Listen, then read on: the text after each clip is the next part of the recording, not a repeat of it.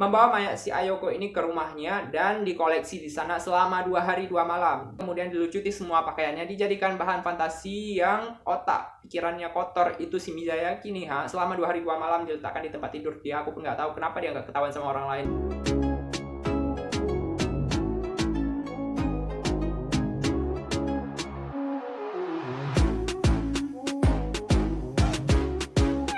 Terima kasih sudah mampir dan juga klik di video ini. Jangan lupa untuk terus memberikan dukungan berupa like, subscribe, komen, dan juga share agar channel yang berkembang menjadi channel yang lebih edukatif, historis, dan juga legendaris. Karena tanpa sejarah dan tanpa kalian semua, dunia tidak ada apa-apa.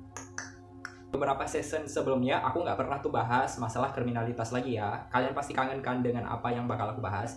Yuk, kali ini kita bakal bahas sebuah kasus kriminalitas yang terjadi pada tahun 1980-an. Sebenarnya kasus ini tuh kayak kasus yang memang nggak terduga. Jadi berasal dari sebuah negara di Jepang. Kok berasal dari sebuah negara di Jepang? Jepang kan emang negara, maksudnya berasal dari negara Jepang. Kasus ini tuh terungkap pada tahun 1980-an. Meskipun udah lama, tapi kasus ini tuh menarik banget untuk kita bahas karena ini membahas tentang kriminalitas yang terjadi kepada anak-anak di bawah umur, khususnya anak-anak di bawah 5 tahun. Mungkin teman-teman semua udah pernah baca ataupun pernah nonton sebelumnya, akan tetapi bakalan kita bahas kembali lagi bagaimana kisah seorang Miyazaki atau Tsutomu Miyazaki yang telah melakukan pembunuhan terhadap 4 atau 3 orang anak-anak di bawah umur. Kasus pembunuhan ini merupakan kasus yang sangat dingin dan tidak diketahui oleh siapapun pada masa itu, sehingga sangat-sangat rahasia dan kayak kasus pembunuhan yang santuy gitu. Si pembunuhnya nggak merasa bersalah sama sekali. Sebenarnya kalau dibaca lebih lanjut, kasus ini merupakan kasus yang bukan komparasi sih, tapi lebih ke arah kayak kombinasi antara pembunuhan dan juga kanibalisme. Kalian penasaran dengan bagaimana kasus si Miyazaki ini?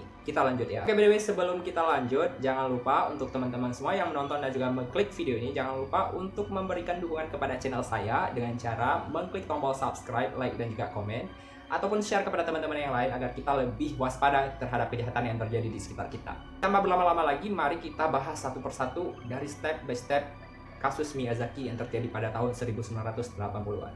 Lanjut.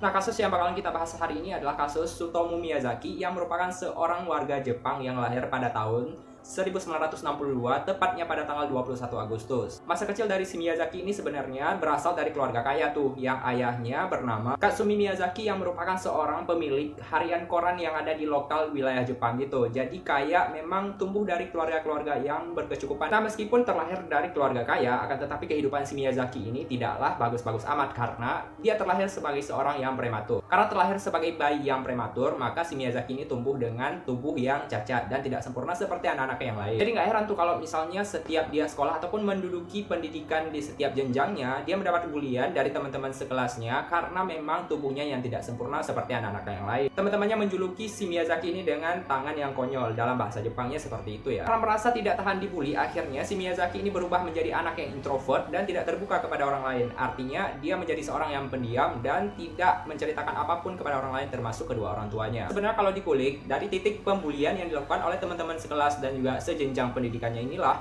yang menyebabkan si Miyazaki ini menjadi sosok-sosok psikopat yang akhirnya membunuh dan juga melakukan kasus-kasus kriminal serta kanibalisme yang terjadi di Jepang. Selain terlahir sebagai orang yang prematur, si Miyazaki ini juga tergolong orang-orang yang keterbelakangan mental. Bukan keterbelakangan mental, tapi lebih ke pikirannya itu nggak mencapai suatu titik kayak orang-orang yang lain. Misalnya kayak sekolah, dia tuh kalau teman-teman yang lain berpikir cerdas, tapi dia tuh nggak bisa berpikir ke arah situ. Alias kalau dibilang bodoh, nggak bodoh-bodoh juga, tapi memang nggak bisa mencapai pendidikan yang ditargetkan. So, kejadian ini tentu saja membuat semua orang benci sama si Miyazaki. Udah mengalami tubuh yang cacat, terus tidak memiliki pikiran yang cerdas. Akhirnya si Miyazaki ini jadi bahan bully-bulian selama dia menduduki perguruan tinggi dan juga selama menduduki jenjang-jenjang pendidikan lainnya. Entah karena memang berasal dari anak keluarga kaya dan pakai orang dalam untuk lulus, akhirnya si Miyazaki ini lulus lah kan dari sekolahnya dia. Nah, setelah lulus dengan nilai yang pas-pasan ya, dia melanjutkan ke sebuah perguruan tinggi dan mengambil sebuah jurusan fotografi di jurusan salah satu universitas yang ada di Jepang pada waktu itu. Nah, sebenarnya disinilah titik kemunculan dari kejahatan dan aksi psikopat dari si Miyazaki ini, di mana program studi dan juga jurusan yang diambilnya fotografi menjadikan dia kayak jembatan gitu untuk melakukan kemaksiatan dan juga aksi-aksi kriminalitas yang berlanjut hingga kepada proses pembunuhan gitu.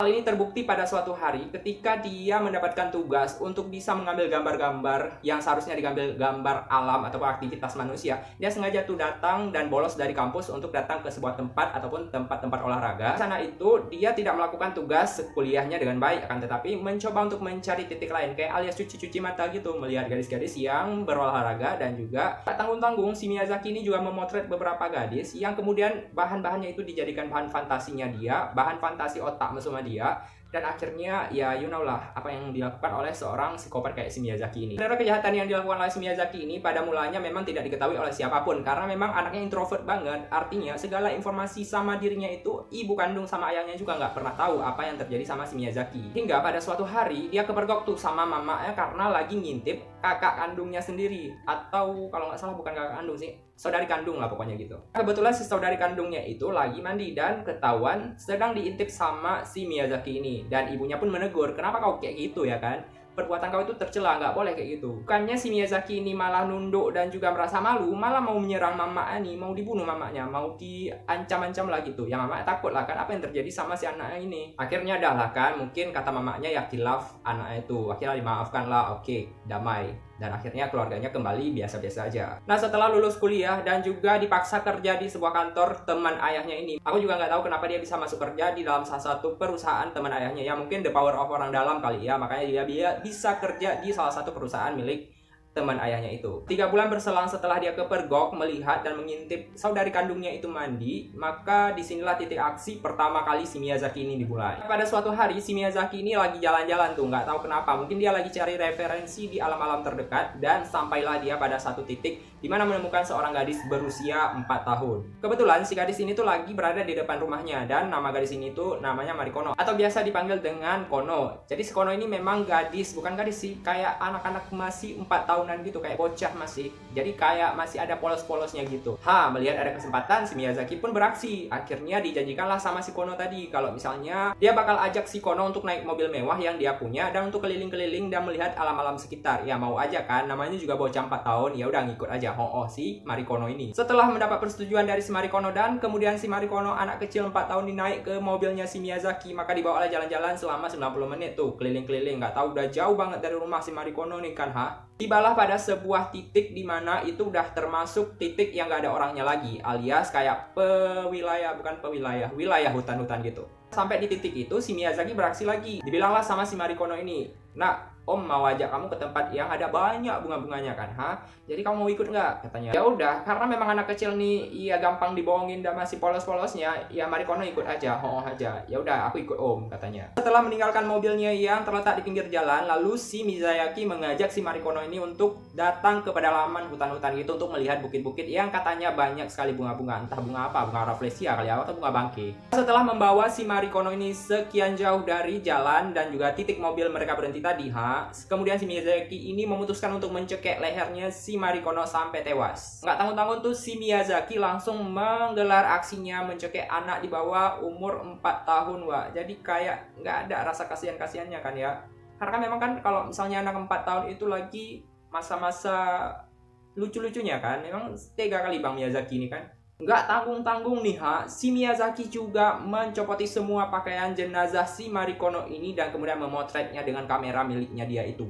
Setelah dipotret dan juga mengalami kepuasan melakukan pelecehan terhadap si mayat Marikono nih si Miyazaki pun bergegas pulang dan membawa baju-baju si Marikono ini sebagai bahan-bahan fantasi si Miyazaki ini. Nah, jenazahnya si Marikono ini dicampakkan begitu saja, nggak ada dikebumikan, nggak ada dipulangkan, nggak ada apa-apa, pokoknya dicampakkan di dekat hutan gitu. Kalian penasaran dengan bagaimana ditemukan sama polisi? Nanti aku bakal lanjut di part 2 ya, jadi kalian simak di video part 2 nanti. Kalau kita lanjut ke kasus yang kedua. Nah, setelah kejadian yang menimpa si Marikono dan kembali si Miyazaki melakukan aksinya terhadap seorang gadis yang nggak jauh beda usianya sama si Marikono tadi. Gadis ini bernama Erika Namba. Nah, modusnya sama juga tuh, diajak naik mobil keliling-keliling, dijanjikan banyak bunga, banyak permen, dan juga yang namanya anak kecil ya aja kalau dijanjiin sama orang-orang tua kayak gitu. Ya mungkin lagi polos-polosnya ya kan ya, ikut aja si Erika Namba ini. Nah, sampai di titik dimana aksinya itu bakal dilakukan, maka si Miyazaki langsung mencekik si Erika Namba ini dan persis dengan apa yang dilakukan kepada si Marikono beberapa waktu yang lalu. Dipotretnya, dilucuti semua pakaiannya dan juga dilakukan pelecehan seksual terhadap si Erika Namba ini. Memang sadis si Mizayaki, bodoh banget. Sebelum dibunuh, sebenarnya si Erika Namba ini sempat dipaksa untuk bisa memuaskan nafsunya si Mizayaki ini. Tapi si Erika Namba kan nggak mau, yang namanya anak kecil kan, mana tahu hal begituan. Ya udah, si Mizayaki akhirnya membunuh dengan cara mencekik leher si Erika Namba ini sampai meninggal, sampai mengembuskan nafas terakhirnya itu. Tega amat si Mizayaki ini memang. Setelah kematian dua orang yang bernama Marikono dan juga Erika Namba ini, kasus yang ketiga alias kasus yang terakhir nih terjadi setelah setengah tahun kejadian si Erika Namba ini. Pada tahun 1989 akhirnya si Miyazaki ini kembali beraksi. Seorang gadis bernama Ayoko Nomoto yang usianya memang 5 tahun. Memang kalau target si Miyazaki ini anak-anak usia 5 tahun ke bawah. Jadi dia nggak suka anak-anak usia 10 tahunan itu, nggak suka.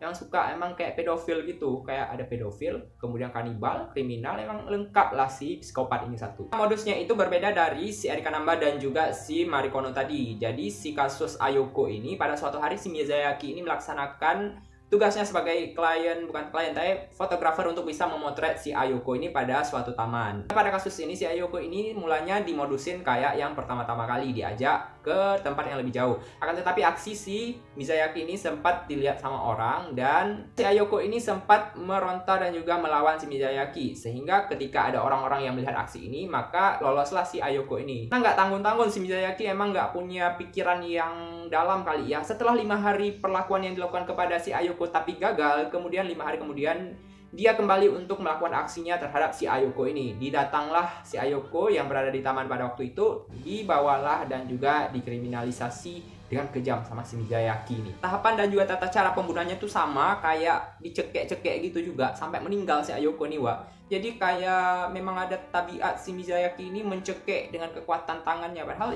dia kan melahir prematur, terus cacat. Ya kayak mana ya, mungkin kekuatan dia memang dia ada di tangannya dia itu. Bedanya dari kasus dua anak yang telah terbunuh tadi, setelah membunuh si Ayoko, si Mizayaki ini membawa mayat si Ayoko ini ke rumahnya dan dikoleksi di sana selama 2 hari 2 malam. Dibawanya ke kamar dia, kemudian dilucuti semua pakaiannya, dijadikan bahan fantasi yang otak pikirannya kotor itu si Mizayaki nih selama 2 hari 2 malam diletakkan di tempat tidur dia. Aku pun nggak tahu kenapa dia nggak ketahuan sama orang lain. Memang lah si Mizayaki ini pandai kali dia, memang pembunuh berdarah dingin. Setelah puas melakukan hal-hal yang bejat dari Mizayaki ini kepada si gadis bernama Ayoko, lalu dia memotong tubuh si Ayoko ini menjadi beberapa bagian, khususnya tangannya itu. Lalu tangan si Ayoko ini dijadikan barbecue, Wak. Jadi kayak ayam panggang gitu, dipanggang di belakang rumahnya si Mizayaki ini. Nah, setelah dipanggang tangannya, nggak cuma-cuma juga memanfaatkan apa yang ada. Si Mizayaki juga meminum darahnya si Ayoko ini seperti meminum jus. Jadi kayak ada santapan daging barbecue.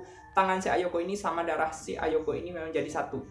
Nggak heran aku sama si Mizayaki ini memang. Nah karena memang nggak habis mengkonsumsi satu daging manusia usia 5 tahun nih akhirnya mayatnya si Ayoko ini dibuang ke sebuah tempat dekat kuburan gitu. Setelah dibuang, karena memang berpikir cerdas, si Mizayaki ini takut ketahuan dan juga takut diketahui oleh polisi. Akhirnya mayat si Ayoko ini diambil balik, dibawa lagi ke rumahnya, dan dalam keadaan yang udah sangat membusuk ya kan, karena udah 2 hari lebih. Nah kalian penasaran bagaimana kejahatan dan juga tindakan kriminalitas serta kanibalisme yang dilakukan oleh si Miyazaki ini terbongkar oleh polisi? Kita lanjutkan di part 2 ya. Jangan lupa untuk terus simak videonya di part 2 nanti. Aku bakal bahas bagaimana keadaan keluarga korban yang ditinggalkan dan juga bagaimana kasus ini terbongkar. Simak terus di video selanjutnya. Stay tune. Oke, terima kasih sudah klik video ini. Jangan lupa untuk terus memberikan dukungan dengan cara memberikan like, komen, serta share. Serta jangan lupa subscribe untuk channel ini, biar channel ini lebih berkembang, lebih membahas hal-hal yang bersifat kriminalitas, budaya, tradisi, dan segala tentang pageant dan all around the world. Ya, jangan lupa klik tombol subscribe-nya.